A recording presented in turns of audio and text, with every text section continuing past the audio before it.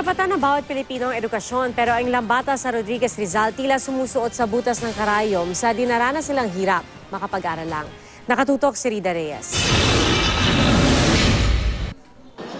Sa dami ng high-tech gadgets natin ngayon, mahirap isiping may mga kababayan pa rin tayong tila na pag-iwanan ng panahon.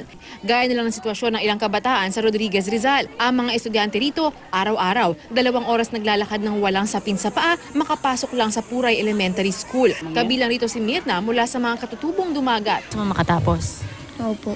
Basta po matutong makabasa, sumulat, para po makaahon po sa hirap. Kung marunong sila, kahit papaano, kahit sila hindi magtanim at maghanap buhay sa gubat, kaya na nila yung sarili nila.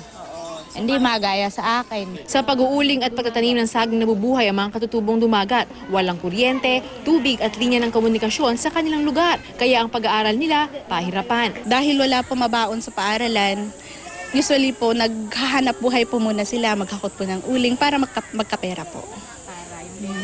Para yung pera, maipambili po nila ng kagamitan nila sa paaralan. Bukod dito, problema rin ng mga guro ang naghihingalong classrooms. Kung hindi inaanay, nabubulok na ang mga kisame nito. Tumutulo po talaga. Tapos baka malaglag po yung kahoy, mabasa yung plywood, bumigat, malaglag po yung kahoy.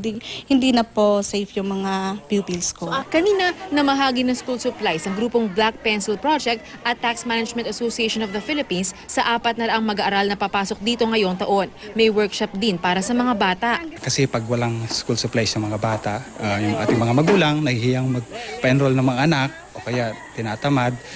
So hopefully dun sa school supplies natin, natutulungan natin silang maging ready sa pasukan. Hirap man, pipilitin ng mga gurong maturuan ang mga bata.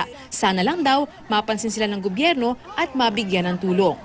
Rida Reyes, Nakatutok, 24 Oras.